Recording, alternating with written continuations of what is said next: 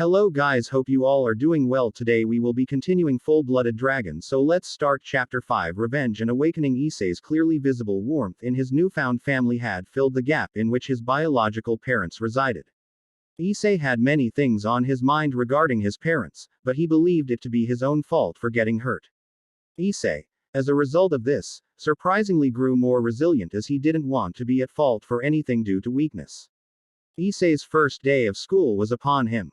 "I'm leaving," Issei yelled through his house, wearing a navy blue backpack, a golden tank top with a black blazer, some dark navy jeans, and a pair of leather shoes, bursting out of the deep brown door embroidered with a golden handle. Issei walked right into the light of the sunny day, looked up at the few clouds floating through the sky, and raised his fist. Issei also had weights under his clothes in order for him to be training all of the time, made by tannin. He wore a weight on each leg, each arm, and on his chest. The arm and leg weights weighed around 4.5 kg per, and the chest weighed around 10 kg. As ludicrous as this seemed, this is the amount of weight Issei could lift while breaking some sort of sweat. The weights were also made of heavenly dragon scales, so of course, they would be ludicrously heavy. Kuo Elementary was the school Issei attended. His house was about 30 minutes away, so he walked all the way there. Combined with the weights, this was perfect training for him. Issei knew the territory he was in belonged to the growing Grimoire and Sidiri households, along with some fallen angels on the side. While Issei was walking, he could detect faint devil signatures emanating from far away, but there were none that could think of posing a threat to him. About halfway through Issei's walk, he suddenly felt a powerful presence suddenly emanating from behind him, almost as if it was rising out of nothingness. Issei turned around and saw a magic circle embroidered with the old malfaction of the Chaos Brigade's crest glistening in the middle. It was the one and only Valley. His silver hair and blue eyes glistened in the broad daylight. Along with his black leather jacket, gray jeans, and white sneakers, he seemed the type of guy to be cool. Contrary to his looks as a teenager, Valley was about 30 years old. Obviously, he was supernatural, so he aged extremely well. Valley looked down and clenched his fist as he muttered, "Ever since I lost to you, I've trained hard. Harder than any supernatural being could even dream. Through this, I've gained the power of the Juggernaut Drive. This is your end, son of Ophis and Great Red." Valley menacingly looked at Issei, but Issei was rather perplexed. "Didn't you attack me first? It's not like I killed your family. Just get over it," Issei thought to himself. "You really want to sacrifice your life force to kill me? And you're sure that you can kill me even if you tried your hardest? It's not like you're the only one who's been training," Issei berated. Clouds began to well as the sky turned gray. Valley's anger and draconic presence exerted amounts of pressure that surpassed Searzek's.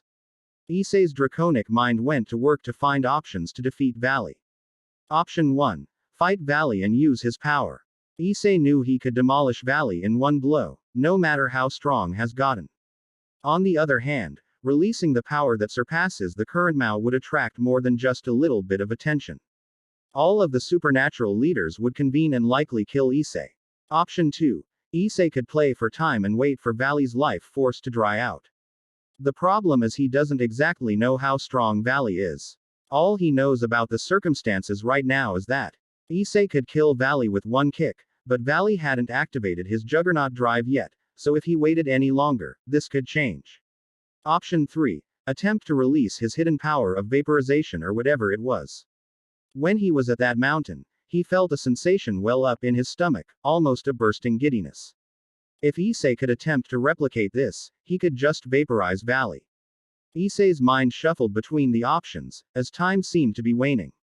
Lightning was beginning to surround Valley, as words began to spatter from Valley's mouth.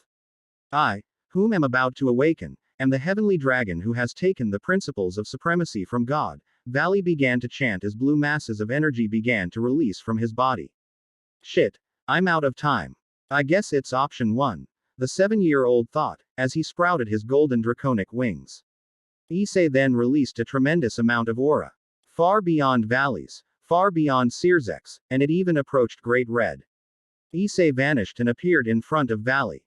Issei thought, "No, I can do option 3 also, let's give it a shot." Valley's chant was immediately halted as his eyes narrowed and his stomach nearly burst. Shining uppercut. Issei roared as his arm ruptured Valley's stomach. Shit.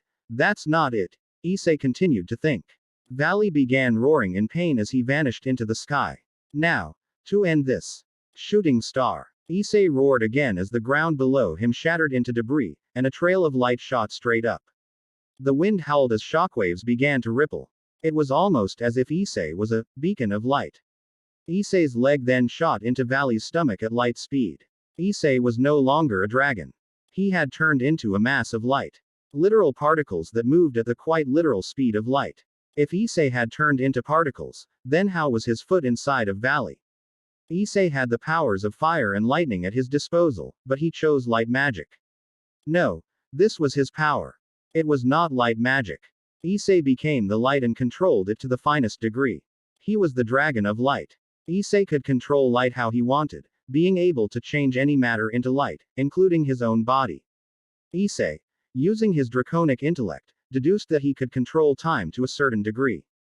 His light speed could allow him to stop, speed up, and reverse time.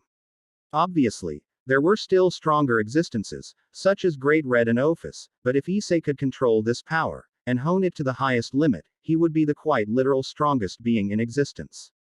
Issei is only 7 years old, and only a few beings in existence rival him.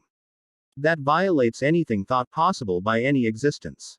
Just from the sensations and instincts felt from destroying that mountain all of those years ago, Issei was able to deduce this.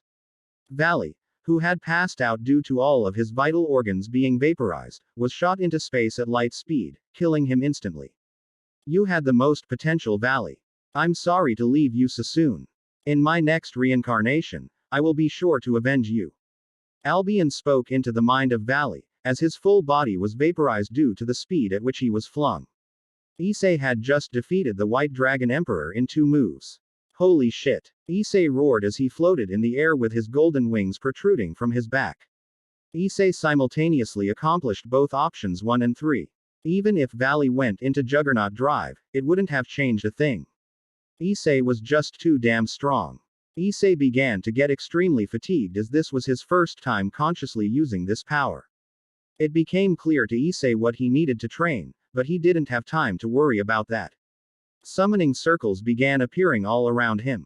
Crests from all sorts of different families began to emerge. I don't have time, I got to go, now. Issei thought. He then remembered his ability to transform into light and stop time. Issei was not powerful enough to move faster than the speed of light, so he couldn't reverse time yet. If he could, he would just reverse time to when Valley showed up, and stop time to kill him without creating a commotion. Issei then closed his eyes and let out a sigh. Issei then transformed parts of his body into light and moved jaggedly from side to side at light speed. The light around him began to refract into all sorts of colors.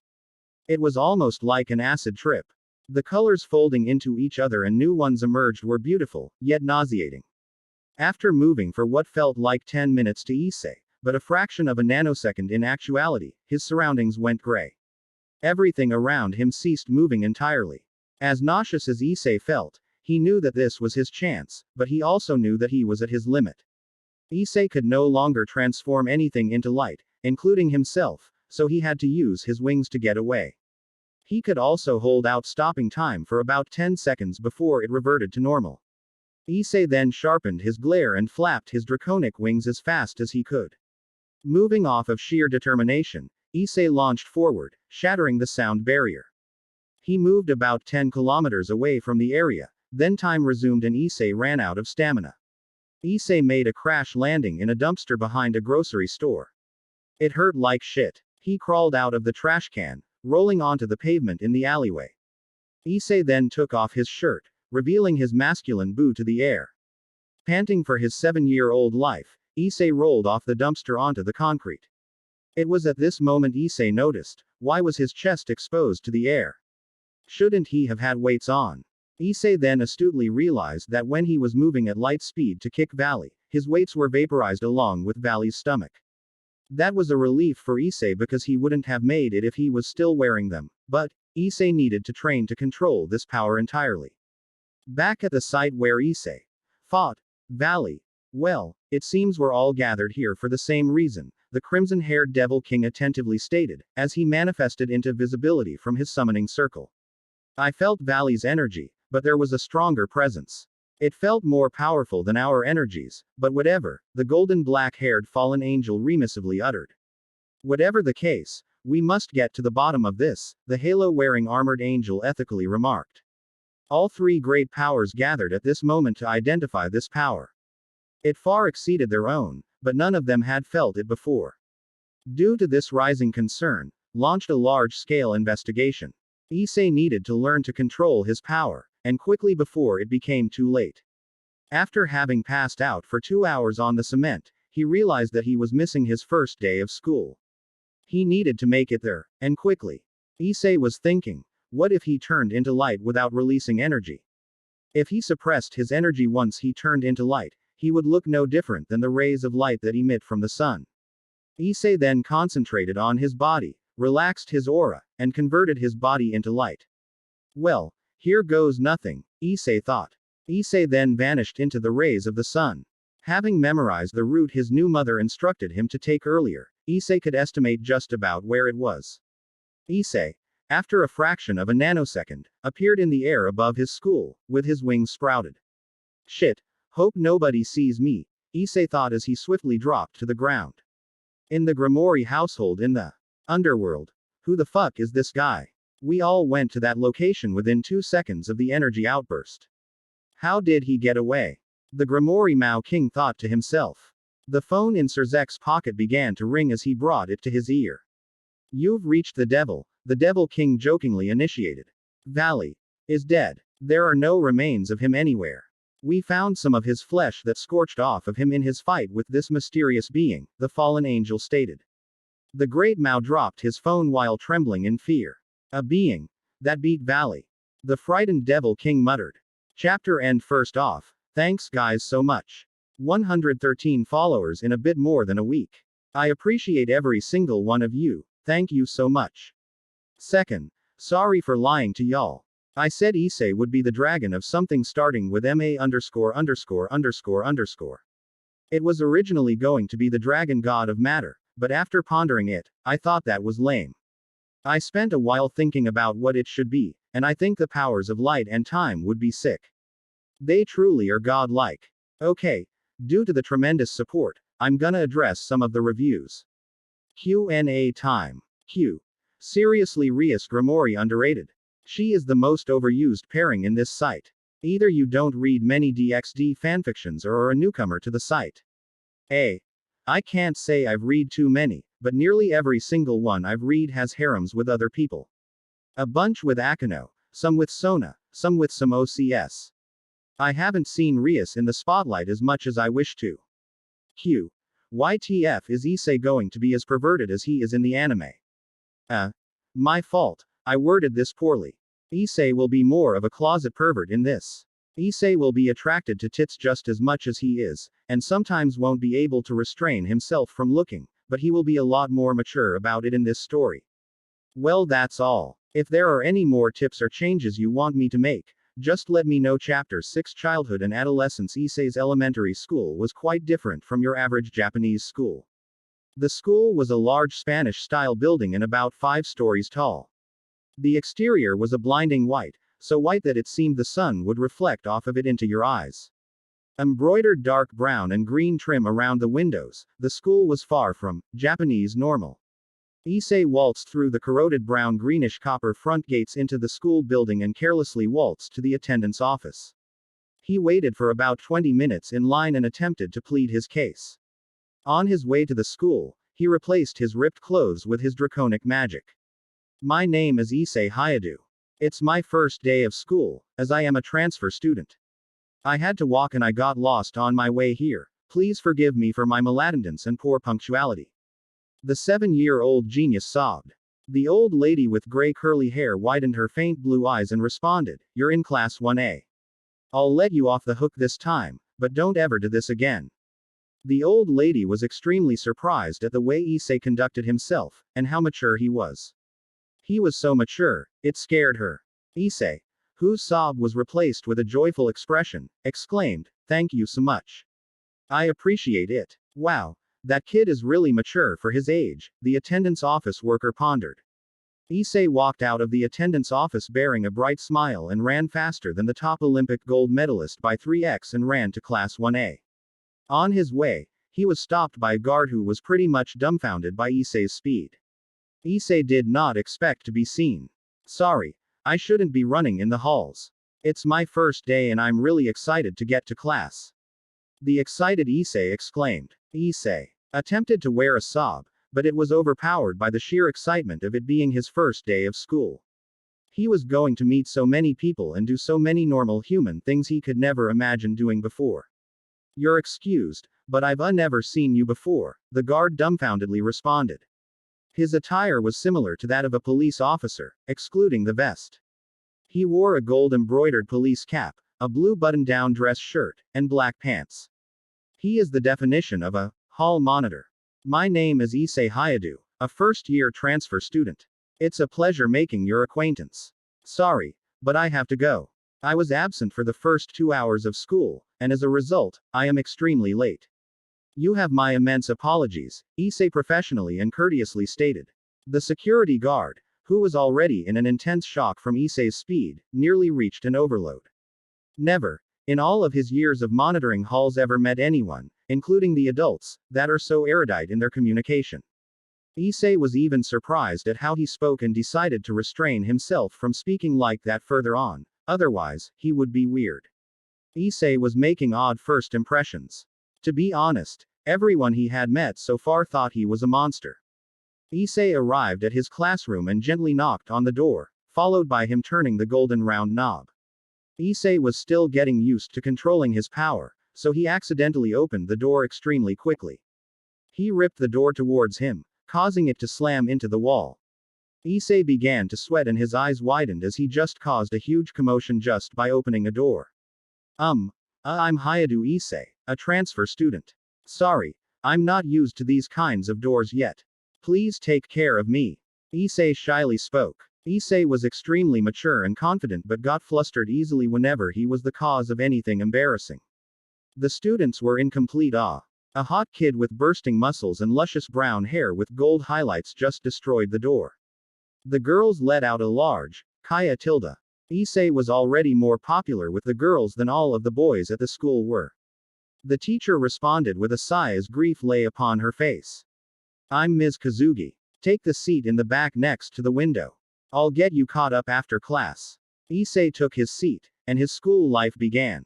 End of the day at Issei's house. Issei is walking home from school. I've already gotten 12 calls today from the school and other parents combined at how monstrous and scary Issei is, and that the parents want him removed from the school. We took Issei in because he had nowhere to go, but he's making so many problems, it's getting harder and harder to deal with. Issei's mother reluctantly states. You're right. This is going to be a problem, I can tell. Issei's father responded. Issei's life up to age 16. Issei, throughout all of the schooling he went to, was extremely popular with the girls, but the guys and staff thought of him differently. To them, he was a monster. Issei broke Olympic records in some sports and aced all of his classes, never getting a single question wrong. While the girls overlooked it and believed it was charming, the men and teachers kept their distance.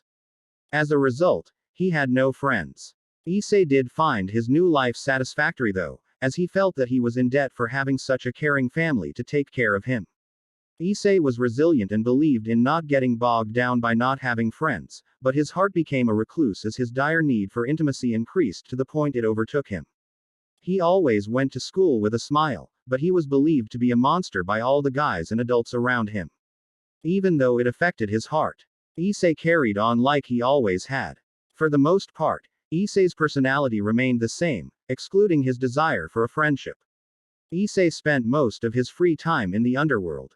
He practiced his light abilities, and over the course of 9 years, learned to stop time completely for 10 minutes, reverse time by 1 hour, and speed up time for 1 hour. Issei was practically invincible, as he was up in the top 10 of the strongest beings in existence. Issei though was covert about his strength and wanted to make a huge entrance as the strongest existence, so he kept training.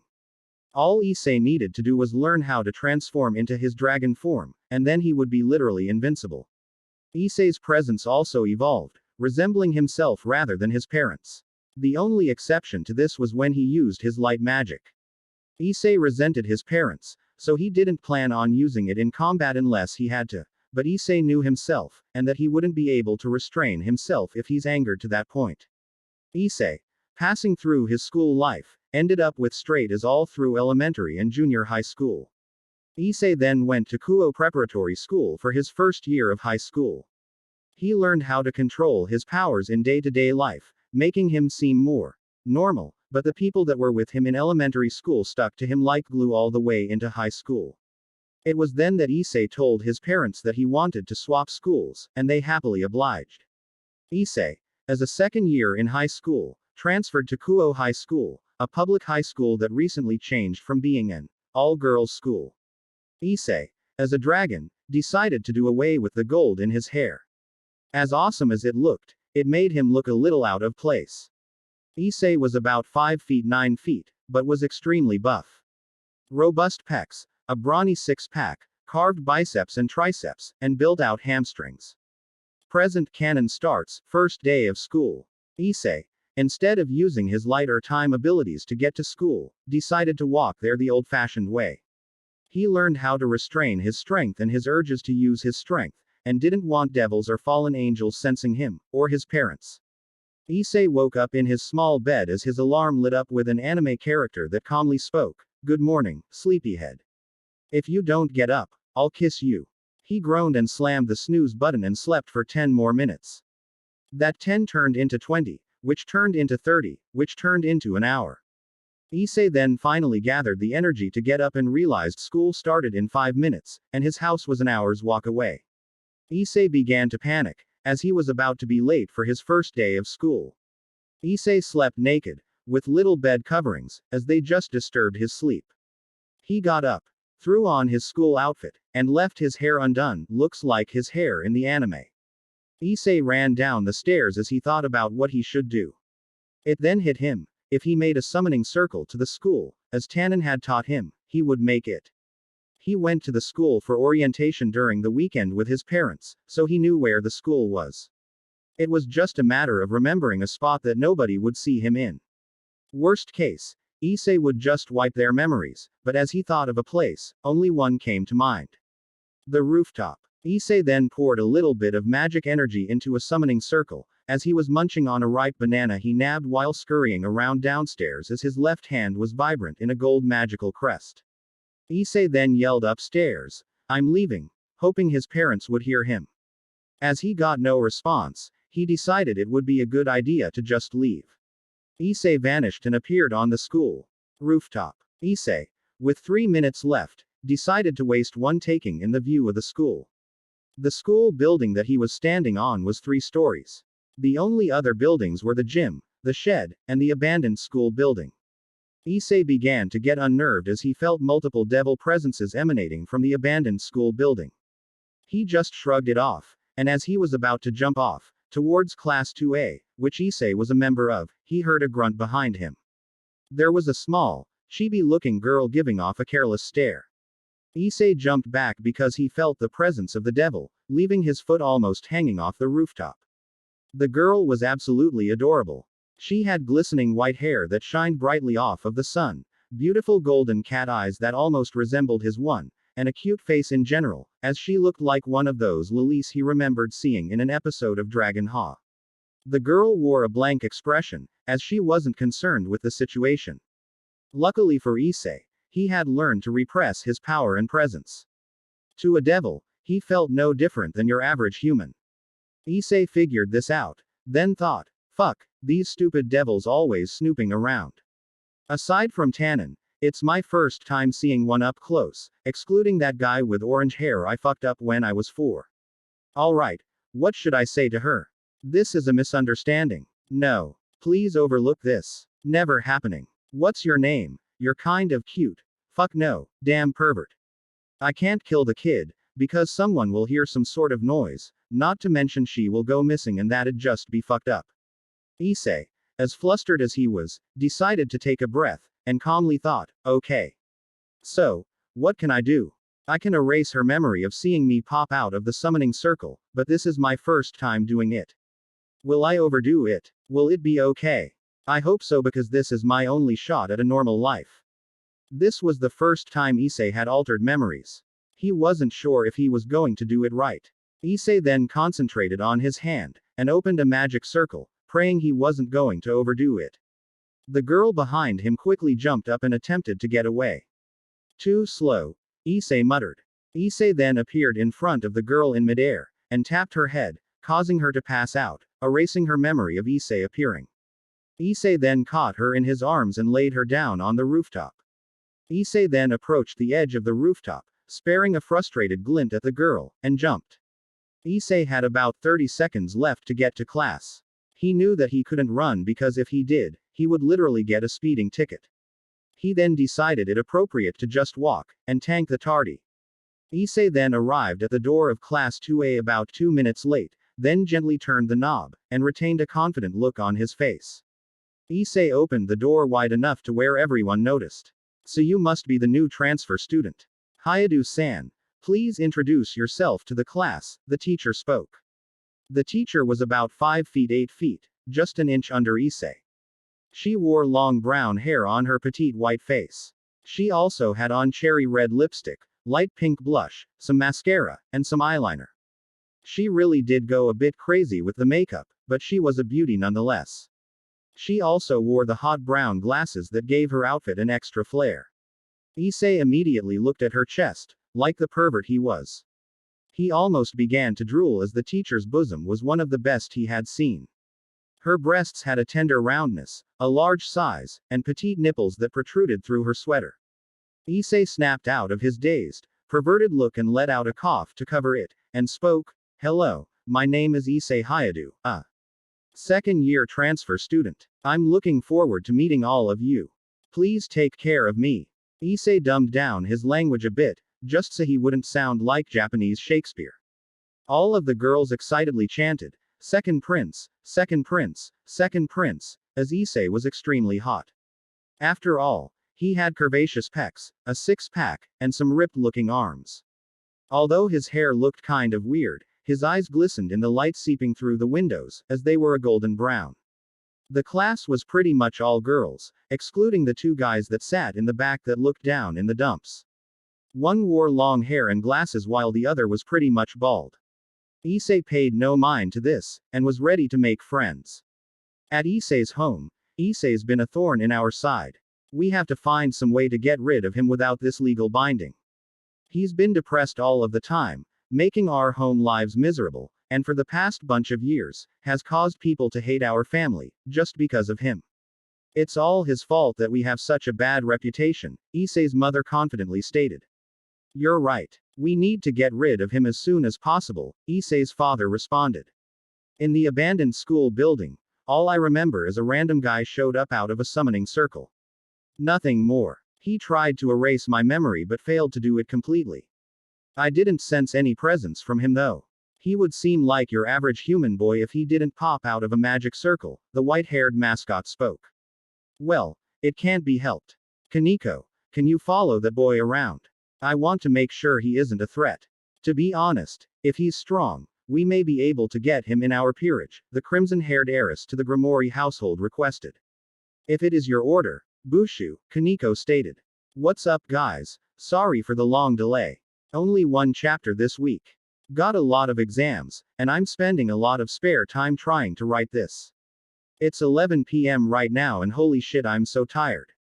So you're probably wondering, what was the point of that chapter? Why the whole elementary school thing? I really just want to build Issei's character and take it step by step. I'm trying to make Issei into a carefree yet dominant guy, but also internally conflicted. I think this chapter helped etch that conflict into the reader.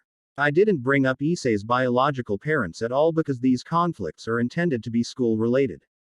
Don't worry, Issei will have his revenge on his parents. The portion with Kaneko is just because Issei learned to control his power, so he couldn't be sensed by any devil or fallen angel, so there needed to be some sort of exposition between the Ria's peerage and Issei. Don't worry, Issei won't become a devil. Spoiler alert for the story for y'all who are mad about what I did to Valley, don't worry. He will be back. Issei needs one person who will be able to contend with him. Who better than Valley fucking Lucifer? Chapter 7 Real and fake Issei was walking home from school. A casual stroll without a care in the world. Little had changed for him. He wasn't viewed as a monster and people would talk to him, but the guys still didn't like him due to his popularity with the girls. Issei was completely jacked, so it was only natural that girls were always following around, sending pictures of him on Snapchat. Even though the girls liked him, he never had any bonds. There were only two people Issei had bonds with. His two parents. Not his biological ones, of course, but his adopted ones. The sky was orange and the sun rode the horizon. The road was desolate. Issei was on his way home from school.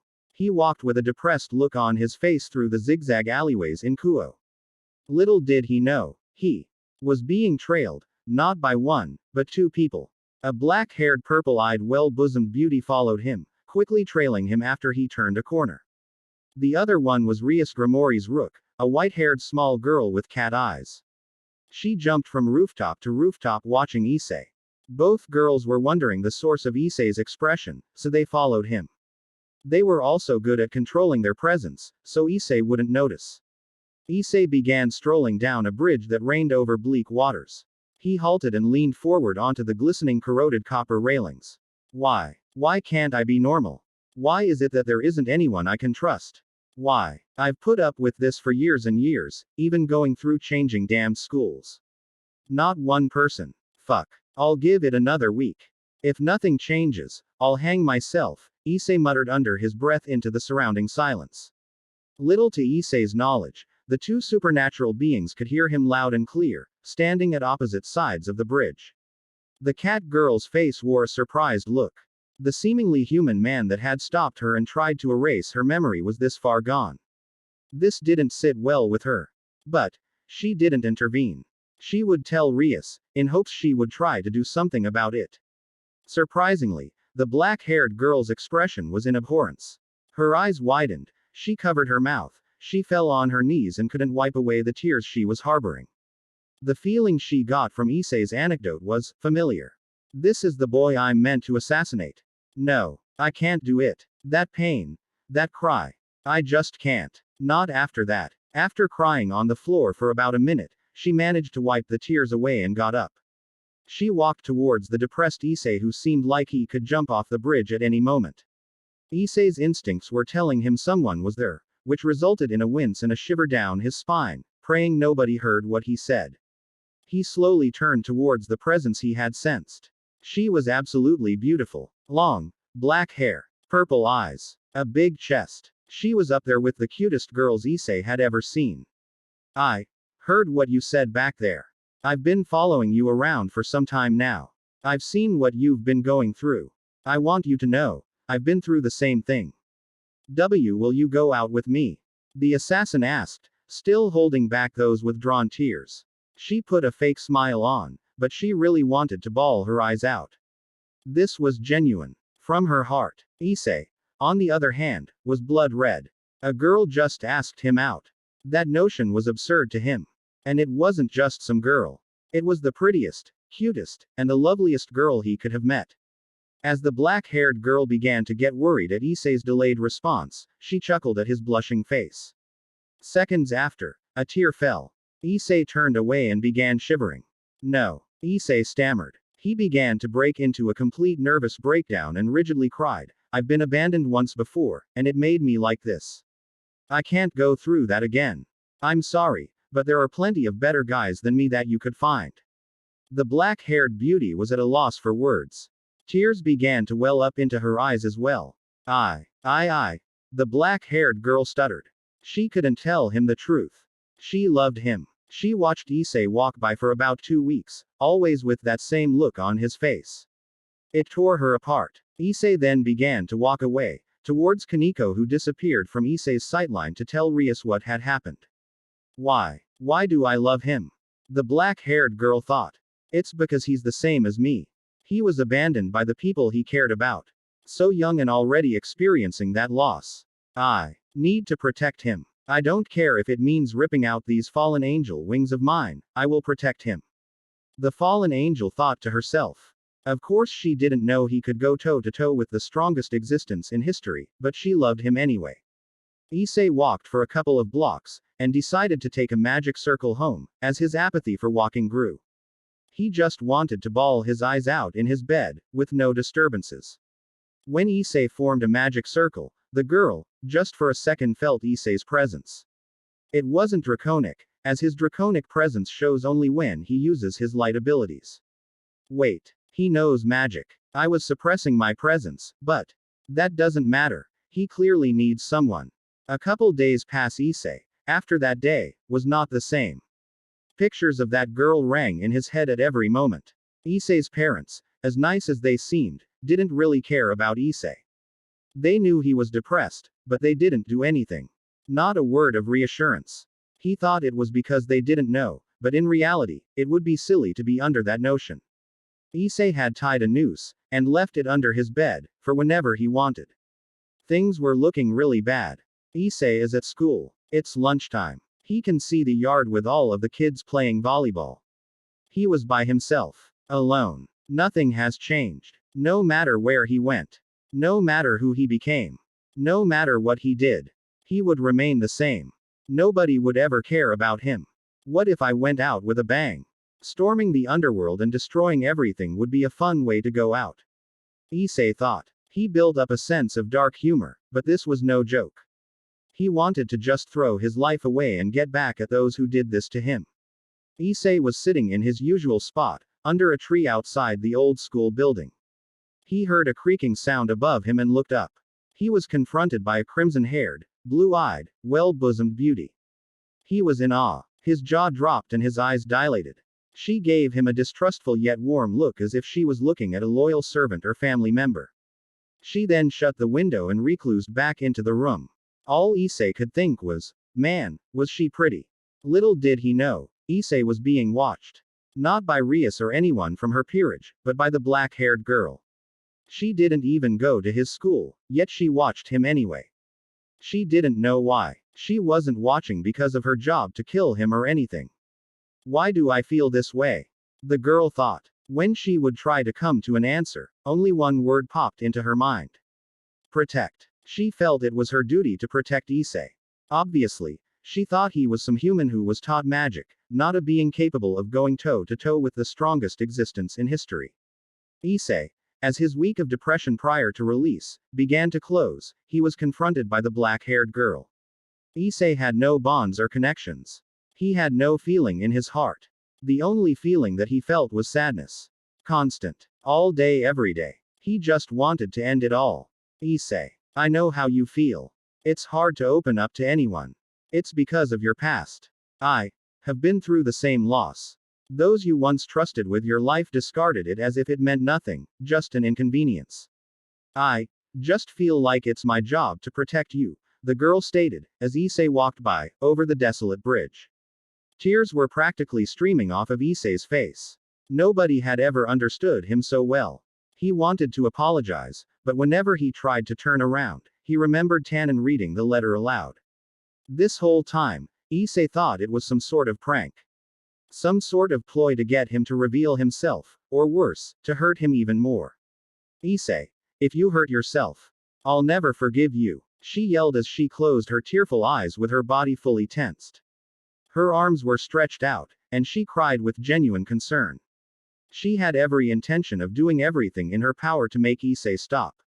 She wanted him to be happy. That's all. If Issei wasn't going to stop now, she was going to reveal her true identity. Issei broke down. His mind couldn't handle it. Issei's eyes went white and he fell to the ground. As Issei's chin ate the concrete, the girl ran up to him shouting, Issei. Are you all right? Stay with me. Issei. Issei's ears rang as he lost consciousness. Why? What is this feeling? I've never felt it before. I feel protective, but Issei also this feeling Issei welling up inside of me. I just Issei don't know it. All I can think about is Issei. Why? The girl, with the most worried look she had ever lent to anything, picked him up and ran. She ran for miles and miles and miles without stopping, arriving at Kuo Hospital. She never once thought of killing him, not even once. Is this love? Issei woke up in front of a fountain. He was standing up, which was weird considering he just passed out. In front of him was the black-haired girl.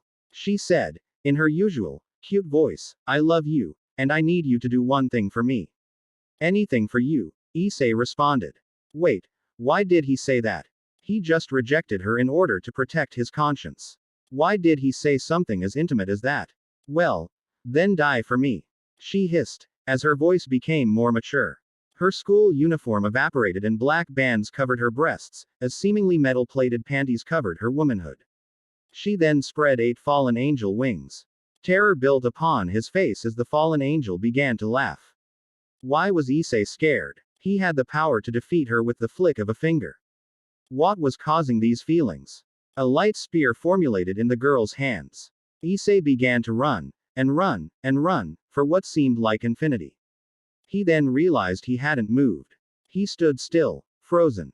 He began to call all of his powers of fire, ice, and even light, but none of them responded. Issei wasn't in control of himself at all. His eyes then dilated as the girl said, that date we had.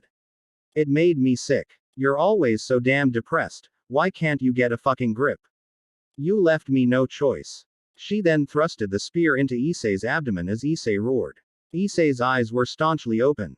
He shot straight up, as he woke up screaming in a cold sweat. He gasped for breath and looked down at his chest, patting it with his hands to make sure it was still there. He had no clue where he was, as his mind was still fuzzy. Nightmare. The lady to his right asked.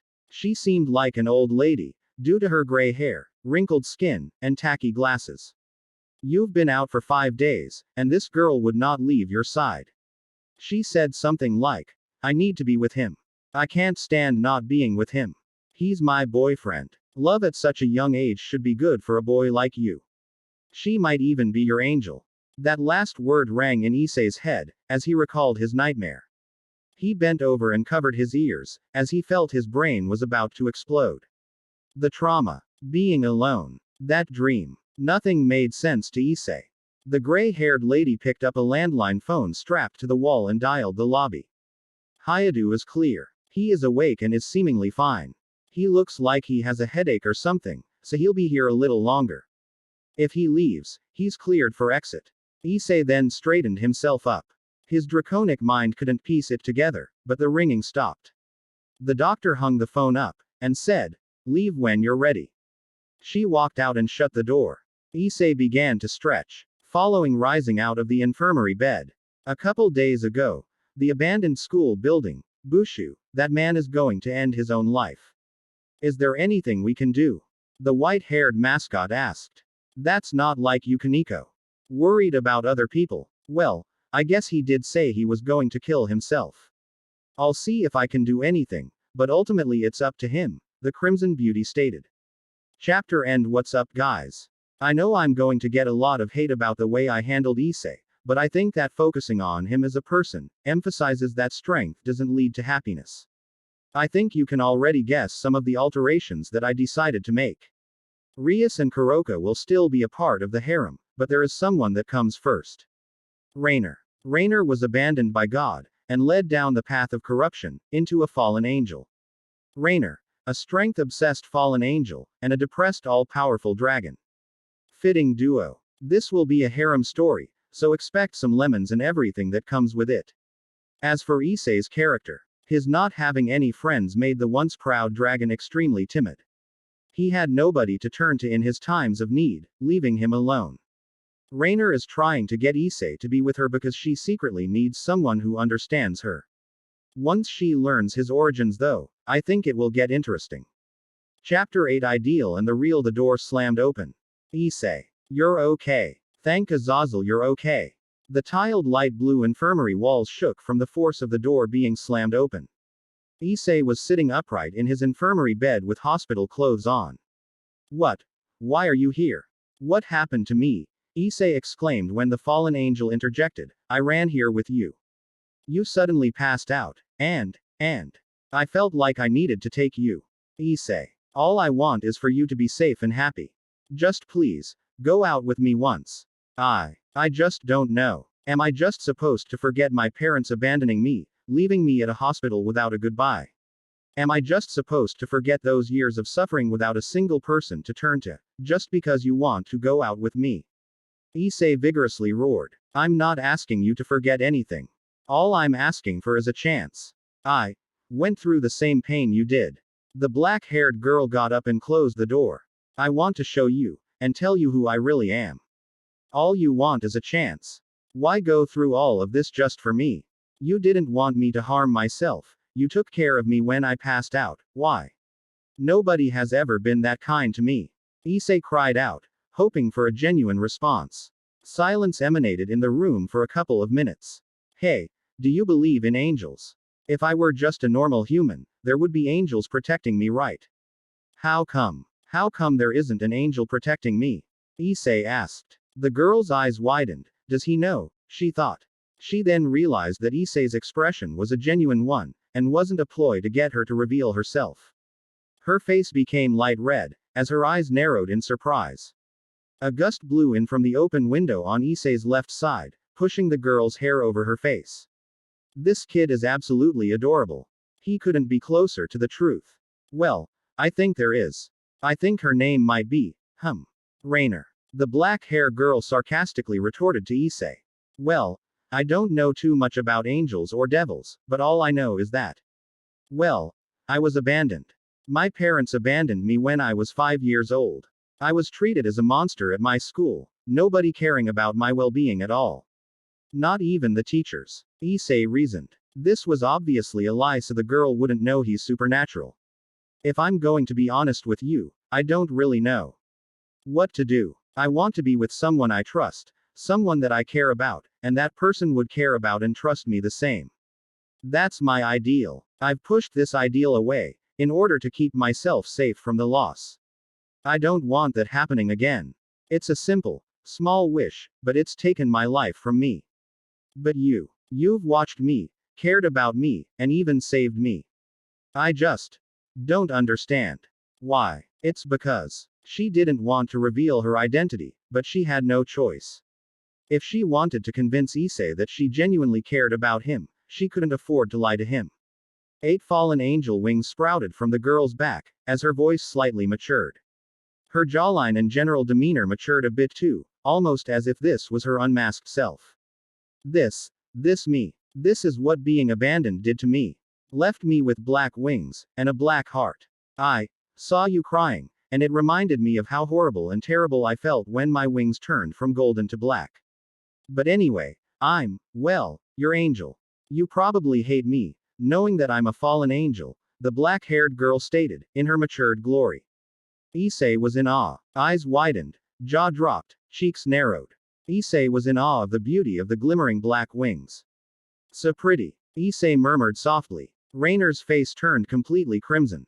Whenever someone saw her wings, they would be terrified, but no, this boy was different. He thought they were pretty. Rainer's world completely flipped. They were absolutely beautiful to him, but there was something else that Rainer said that triggered his response. Issei couldn't withhold the tears that welled upon his face. They rolled and rolled, not dissimilar to a flood. Not because she was a fallen angel. Not because of her changed appearance. Because she was the same as him. She was abandoned by God. Rainer. You really were abandoned by God. Weren't there other angels that would have, helped you? Issei asked, attempting to completely drive off any sensation of ulterior motive. The reality was, Issei wanted to be with Rainer, but his past chained him like a metal weight, drowning him in the ocean. Really? That's what you're surprised at? For a human who knows magic, I can only expect as much, Rainer retorted, followed by a chuckle. Of course, she was incorrect in assuming Issei was human, but it worked in his favor, so Issei didn't interject. He just pretended like he didn't hear that part. To answer your question, none. As soon as my wings changed color, all of the angels hissed at me in disgust. In fact, many even tried to kill me. I couldn't even bond with other fallen angels, as I fell with 8 wings, making me stronger than all of them, except Azazel.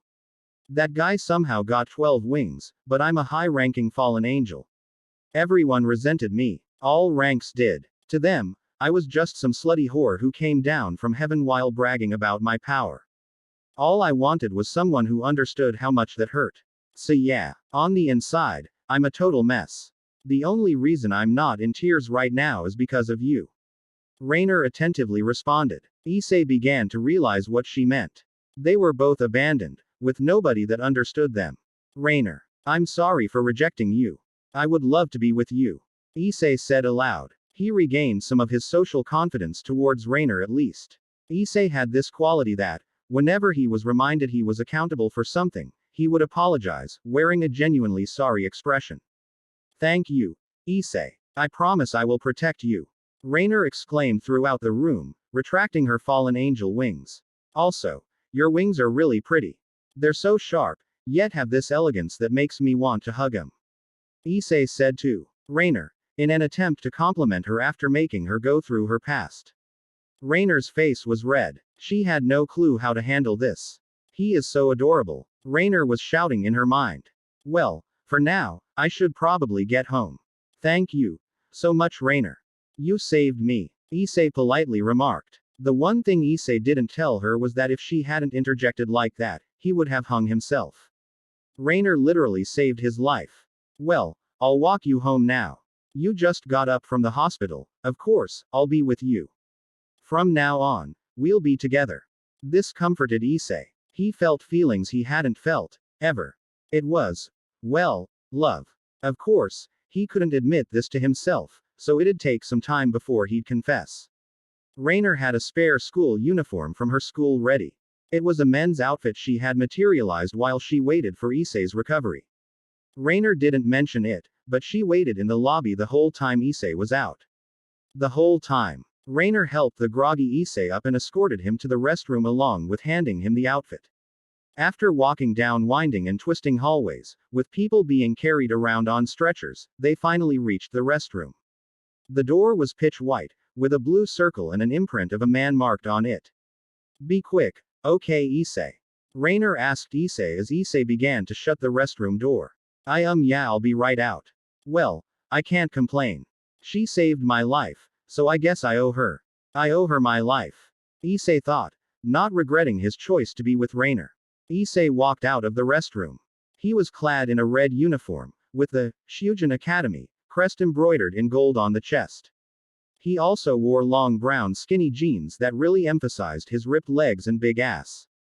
Rainer, greeted by Issei, with his medium-length brown hair, golden eyes, ripped boot that protruded through the uniform, began to blush. She had no clue he was this fine. You okay? Issei worriedly asked Rainer, tilting his head to his right. I'm fine. You just look really cute with that outfit, Rainer responded. Wow.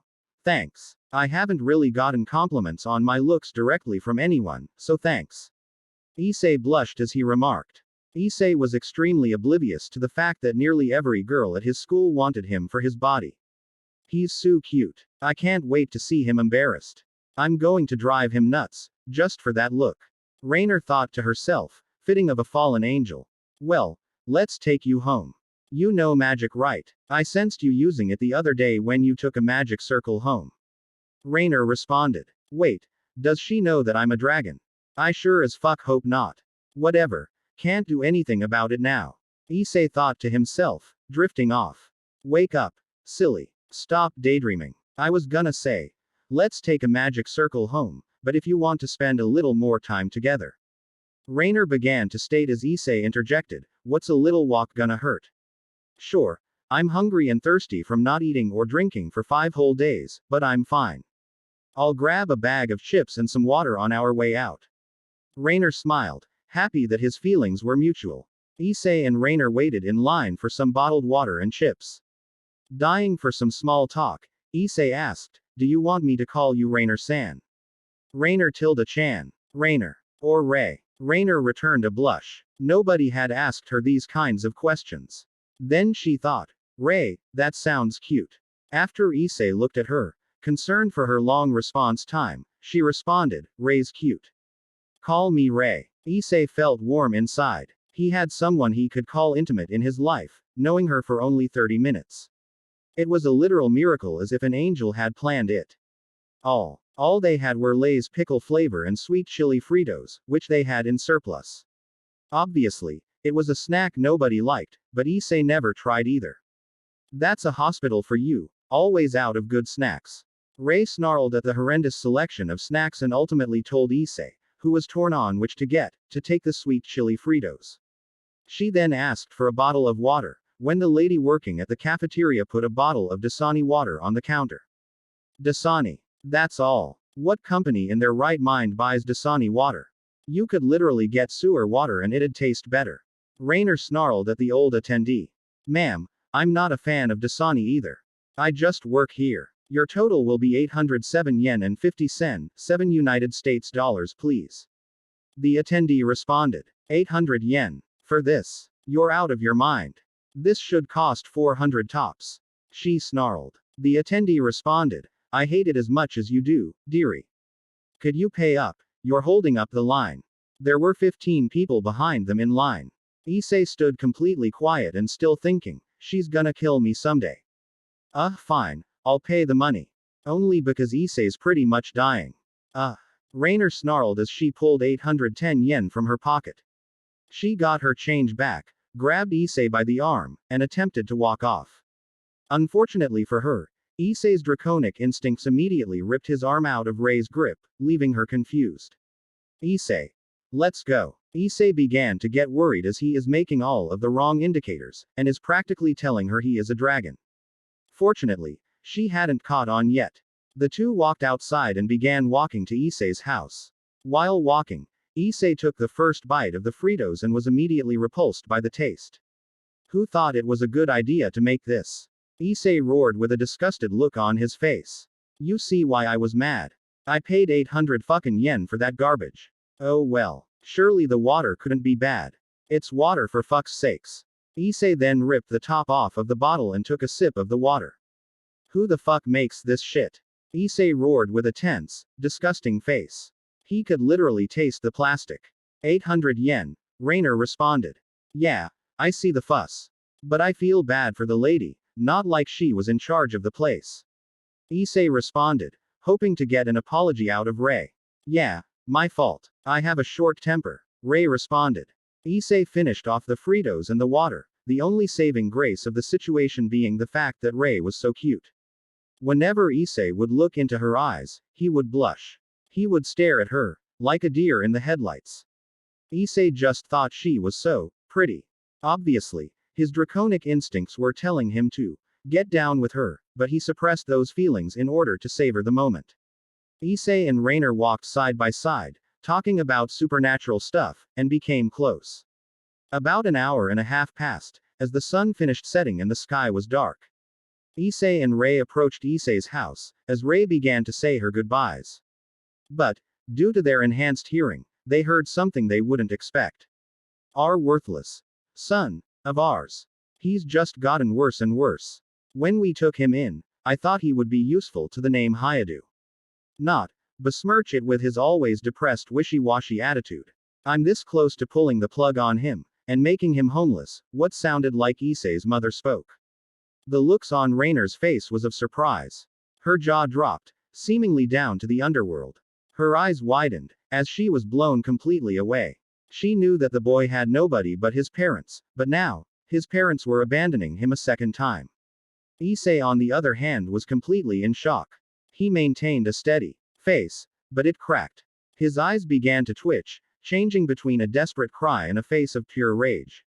Blood vessels began to pop. Issei was about to blow. He was done. He gave up. He had no clue how to feel, so he fell to his knees, trying to think up reasons they would say that. Now ma, don't you think you're being a bit harsh on the boy?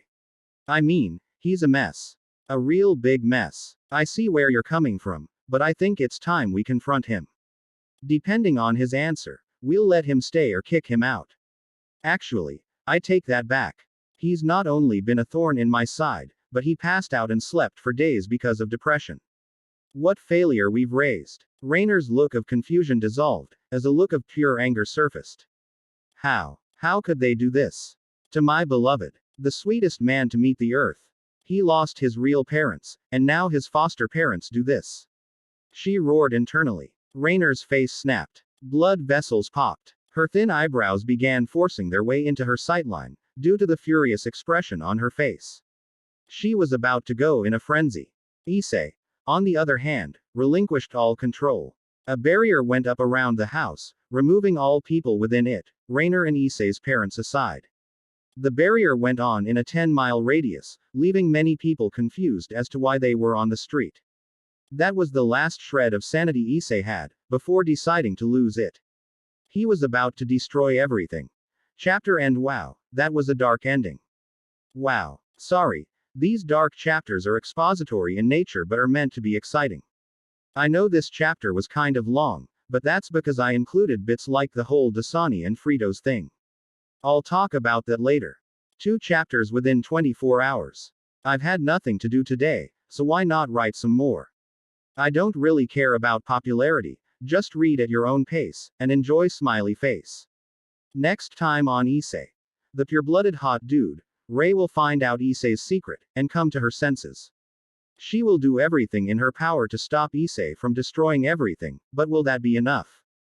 Find out next time on Issei. The Sexy Dragon. Seriously though, that was a dark fucking chapter. That ending spooked the shit out of me when I came up with it when writing the previous chapter. All the burden is on Rainer to overcome Issei in a contest of emotion. Love versus hate. Aside from the next chapter, which will be Rainer stopping Issei from, well, destroying everything in a 10-mile radius within the barrier, no more dark chapters, apt Issei of course. Ria's story with Riser counts as dark, and that's getting included. Sue, IDK what to tell you, okay, the Fritos and Dasani.